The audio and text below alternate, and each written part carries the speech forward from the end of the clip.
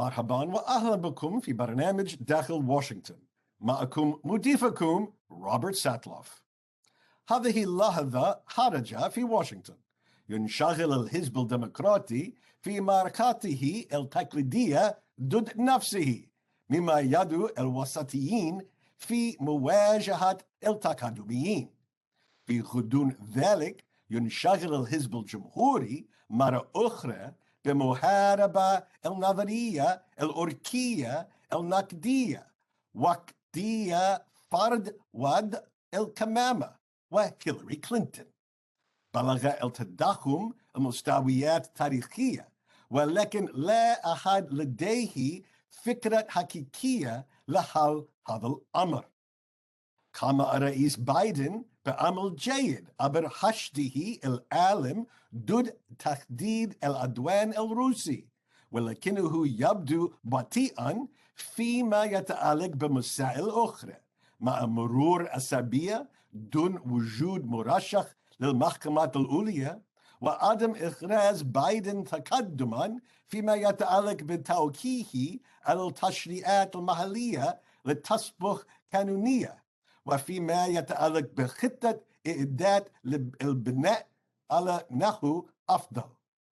يأتي كل هذا قبل 8 أشهر من الانتخابات التشريعية التي ستحدد من سيسيطر على الكونغرس طيلة العامين المقبلين. ماذا ستكون رسالة الديمقراطيين في نوفمبر؟ ماذا ستكون حجة الجمهوريين؟ وكيف ستؤثر السياسة والاقتصاد والجائحة العام 2022 على الحملة الانتخابية في وقت لاحق من هذا العام؟ لمناقشة تواجهات حزبين السياسيين وحالة السياسة الأميركية اليوم، يسعدني أن أرحب باثنين من أكثر المراسلين السياسيين حكمة في واشنطن، ستيف كليمنز وسوزان جلاسر. Welcome back to Dakhel, Washington. Politics is always explosive in Washington, but now politics is dealing with a real live war in the heart of Europe. This week, we're going to look at what real life politics is during wartime and how that is affecting our unusual Democratic and Republican focus on eating themselves within their parties. I'm delighted to welcome Susan Glasser and Steve Clemens. All right, let's start with Ukraine. How are the two parties and their leaderships addressing this extraordinarily serious global crisis? Susan? Well, thank you so much, first of all, Rob, for having us today. I'm delighted to be with you and my good friend, Steve Clemens. So thank you for this chance. It is an incredible Washington story in the sense that I think what we're really seeing is the consequence of a major realignment in American politics, certainly when it comes to foreign policy and attitudes around the world. And so you have in Joe Biden, the president, really a leader from the last generation, from the world of liberal internationalism, from the world that will be familiar to most people of the sort of Cold War and post-Cold War era. And so in official Washington, you've seen a flurry of diplomatic activity that really actually is reminiscent of the late Cold War and the breakup of the Soviet Union, and reminiscent maybe of the first war in the Gulf in terms of shuttle diplomacy, intensive consultations with American allies and partners in Europe and Ukraine, obviously. But then you have this sort of political fault line that actually bears nothing, very little resemblance right now to the politics of the Cold War in Washington, when you had Republicans who were hawkish and Democrats who were but a little bit less so. And so the argument was over who's going to be tougher on the Soviet Union and that sort of thing. That's just evaporated. There's a sort of a holdout, vestigial wing of the Republican Party, that still tries to make the kind of hawkish case. But really, I think you have to go back in history and read back into history to this maybe late 1930s, early 1940s, before Pearl Harbor to see the kind of political arguments that we're having right now in Washington. The echoes are here. You have a sort of America Firster crowd. Donald Trump and his supporters have actually embraced that label. And those are the people who didn't want to get the United States into World War II. Some of them, like Charles Lindbergh, were actually admirers of Hitler. Many people here in Washington remembering that kind of echo in the statement of the former president of the United States, saying that Vladimir Putin was a genius, quote unquote, for what he's done in illegally invading Ukraine not once but twice. And so that is really just an astonishing shift in our politics of foreign policy here in Washington. So, Steve, Susan has focused on what former President Trump has said. How has that filtered down? Has it really filtered down?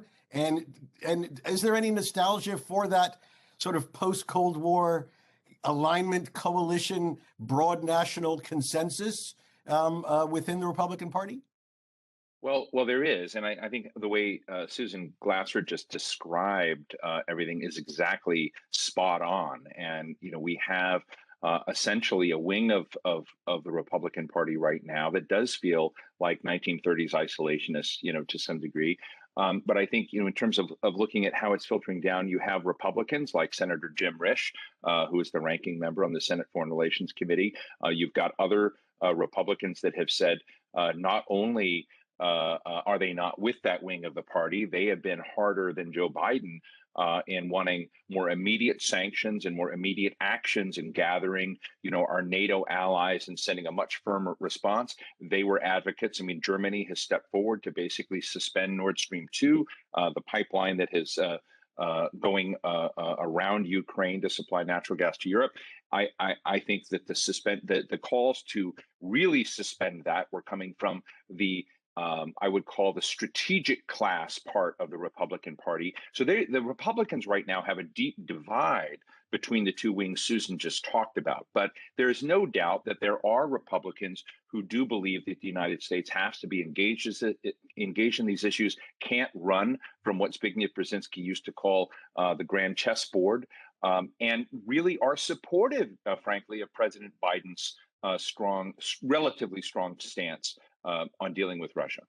So I agree with Steve, except what I would say that his description of this wing of the Republican Party that's still not only hawkish, but more determined to impose sanctions than Joe Biden, they exist, but they are not of equal weight to the pro-Putin wing of the Republican Party. And, politically, they still have a fair amount of clout in Washington and in the official organs of the conservative movement, such as it is, but they are not where the political weight of the party is, or even in the numbers here in Washington. And so it's sort of, someone described it right the other night as the sort of the fading Mitch McConnell wing of the Republican Party, but that is not the center of gravity in the Republican Party. Right.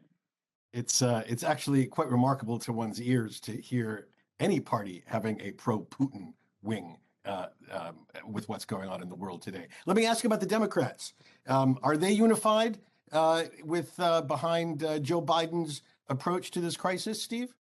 I think there's some frustration, to be candid. I mean, I think there's support that they understand that Joe Biden has to do something with regards to responding to Putin. But, again, the Democratic Party is divided between those. You have some people like Bernie Sanders who look at a lot of this as a new call to a new war. There is a pacifist wing of the Democratic Party. It is not the dominant part.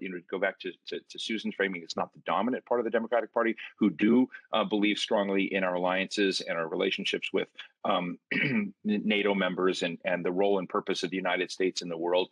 That said, there's a lot of frustration with an absence of strategic vision or even a domestic vision from Biden, that Biden and his team look increasingly reactive rather than proactive. And I think that there is some dismay and uncertainty beneath the surface. I don't think anyone wants to, create the sense that Joe Biden, is not the leader they care. I think right now in a time of crisis, they're lining up. But I spent a lot of time with them, and there is a concern that some elements of his team are not up to the moment. Susan, do you agree?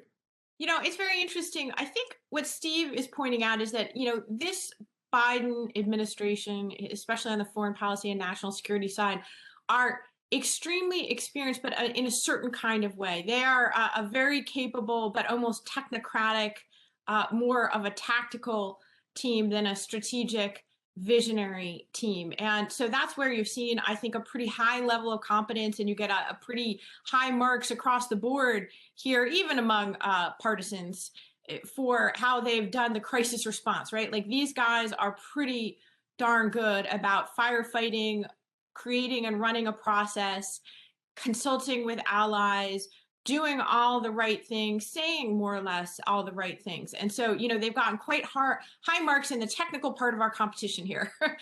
The question is, what do you need to do to win the competition? And that's where it's much less certain. There's been a fuzziness, for example, around the communications to what end. I hear a lot of confusion from people like, well, are the sanctions going to work? Are they going to deter Vladimir Putin? Well, obviously they're not going to deter Vladimir Putin. And in fact, I don't think that was the goal. I think that you have the Biden team being actually quite clear-eyed, in how they look at it and how they, talk amongst themselves about this challenge, right? They understand that, Putin's going to do what Putin's going to do, and that American in foreign policy over 20 years in some ways has failed with Putin by, falsely overestimating our ability to shape his actions and, with off-ramps and sanctions and things like that. So, but the American public and the broader conversation that hasn't penetrated. So you still have, like the New York Times saying, well, will sanctions work? The goal of these sanctions wasn't deterrence in the sense that it was likely to succeed, right? These are punitive sanctions. They are sanctions perhaps to establish new lines of defense, right? To stop Putin maybe from doing more. But, when he mobilized an army of 190,000 and put them on the border of Ukraine, it was pretty clear that even this, at times, kind of absurd obsession with Nord Stream 2 here in Washington, like Vladimir Putin baked it into his calculations that the Germans were going to be pressured by the United States and other Europeans, and we're going to have to cancel that. And of course, that's exactly what they did. And so that really was choreographed, right? And yet you've seen here in Washington for months, and even in the last few years, an obsessive focus, in part because Republicans decided to weaponize this issue against Democrats.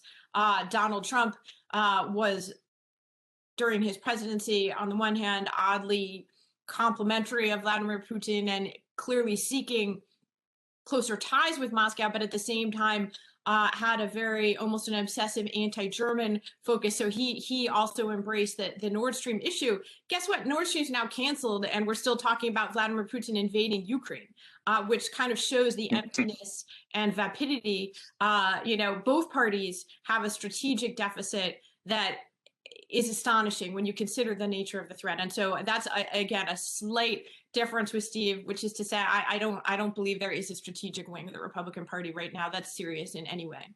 So, Steve, Susan just described a tactical effectiveness and competence that many people will say, well, we got it right now. How come we didn't get it right in Afghanistan?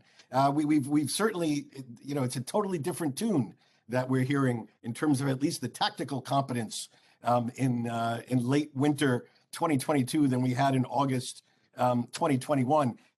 Has this replaced the has Ukraine at least replaced the competence question that was raised 6 months ago? Well, I think the jury is out. I think Susan describes it right, that, in terms of the leaders that Joe Biden has around him, most of these people, Avril Haines, who's director of national intelligence, Jake Sullivan is now security advisor, Anthony Blinken, have worked for him and very, on personal staff before. They know that when he lifts his eyebrow up, they know what that means. But that's a different kind of skill. And I think Susan, in terms of understanding how they put out fires here and there, maybe it didn't go so well, and it was much more uneven with regards to the withdrawal from Afghanistan.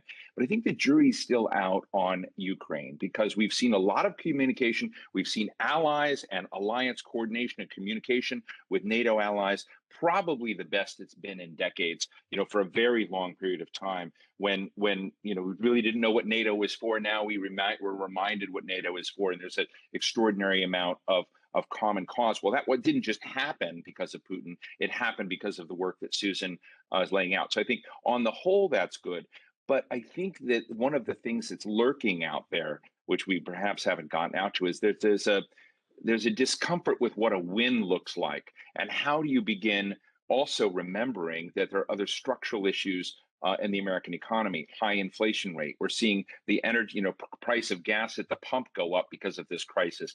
That real Americans are uncomfortable with the place America is in, even as the strategic class may be applauding alliances come together. Americans, lower down the chain, in Bartlesville, Oklahoma, are wondering, what do they get out of this? And I think increasingly, both Democrats and Republicans are not sure how to answer that question, and it's up to the White House to do that. I don't see that kind of leadership. What is this tactical machinery pointed at? What does a win look like? It's not clear that has been achieved yet. And we're in the middle of this story, so we don't know how it's going to come out. All right, we're going to have to hold off for a moment. We're going to come back after the break, and I'm going to ask you about everything else on our political agenda in just a moment.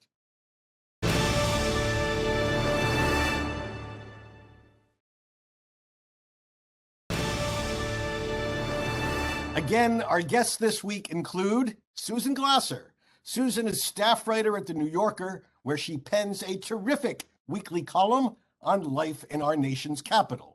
She was the founder of Political Magazine, the editor-in-chief of the prestigious journal Foreign Policy, and she worked for a decade at the Washington Post. She's also the co-author of the books Kremlin Rising and The Man Who Ran Washington, the story of former Secretary of State Jim Baker. Also joining us, Steve Clemens. Steve is editor-at-large for The Hill, a newspaper focused on U.S. politics and Congress. He's also senior fellow and founder of the American Strategy Program at the New America Foundation, a prominent Washington think tank. Steve has served as Washington editor-at-large for The Atlantic, vice president of the Economic Strategy Institute, and executive director of the Nixon Center for Peace and Freedom. I understand Steve was also recently knighted by the French government. Welcome, Sir Steve. All right, so let's turn to some politics.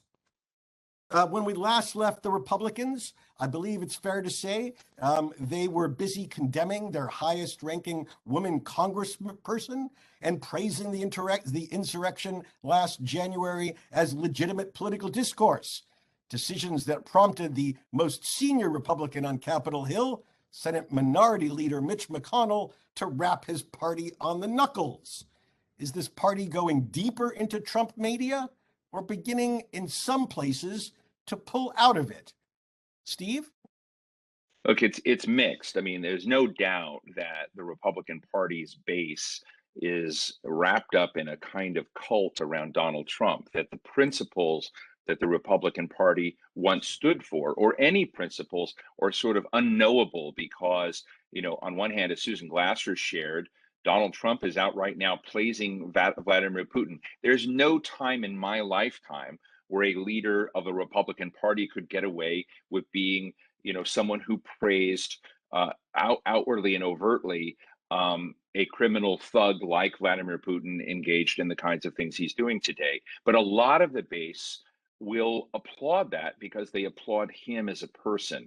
And I think that is part of the challenge that we're in right now. So, Susan, you would think that the Republican Party would find the opportunity to resurrect Mitt Romney, who just a decade ago warned that the Russians were the greatest strategic challenge to the United States. Are they? Mitt Romney is closer to being the Democratic nominee for president than he is the Republican nominee for president these days, and he's not very close to that either. The truth is that the vestigial wing of the party of hawks that I was talking about is also the vestigial truth wing of the Republican Party, the non-Trump wing of the Republican Party. It's since Trump was defeated and left office in disgrace, he has become more and more powerful inside the party, and he has become a litmus test. His cult of personality continues to reign supreme. One metric that I often look to that I think suggests the extent to which this remains the case is if you look at polls, what percentage of Republicans say, believed the big lie about the 2020 election, which was that, somehow Donald Trump didn't lose and Joe Biden didn't win. That percentage of Republicans has actually gone up rather than gone down. I regrettably have to bring this to a close right now. I'm so delighted that you could both join us for this show. I think millions of viewers just learned a lot. Thank you, Susan Glasser, Steve Clemens, for joining me this week on Dakhel, Washington. President Biden delivered his first State of the Union address under the shadow of the Russian invasion of Ukraine, which, not surprisingly, took pride of place in his remarks. In rallying the nation to the cause of freedom against Russian tyranny, he not only took advantage of a rare opportunity for bipartisanship, but he implicitly was able to isolate his predecessor, who was taking the bizarre position of calling Putin a genius for his outrageous and criminal actions. But the real news of President Biden's major speech was not Ukraine. It was in his domestic message. And there, the president showed he had reached a clear decision in the intra-party culture and political wars dividing Democrats, in the choice between veering left to appeal to core party activists or veering to the center to stake a claim for dominance of the great middle of the American political spectrum. Biden was unmistakable. He took the centrist path. Yes, late in the speech, he rattled off a long list of Democratic Party hopes and slogans, but that wasn't the key part. The main message was, fund the police, don't defund them, fund them, turning the battle cry of the racial conflict of 2020 on its head. The main message was to spur domestic energy development and relieve inflationary pressure at the gas pump, not a Green New Deal to dramatically alter the American economy to address climate change. And the main message was a crossover issue like cancer research, which touches every corner of American life, whether you live in a blue state or a red state. Biden spoke with two women sitting behind him for the first time in American history, the first woman Speaker of the House of Representatives and the first woman of color, as Vice President of the United States. That tableau already reflected the potential for change in our country, deliberate, incremental, essential change. The message of the speech endorsed that same approach to broader political and economic change, change that is essential, but that is also digestible. There are certainly times for dramatic and speedy leaps of change, and then there are moments when it makes sense to embrace deliberate, more inclusive approaches to change. With legislative elections just 7 or so months away, and the fate of both houses of Congress in the balance, Biden chose the latter. It was, in my view, the right choice. With this tack to the center, let's see how the voters respond in November. نصل إلى ختام هذه الحلقة من برنامج داخل واشنطن.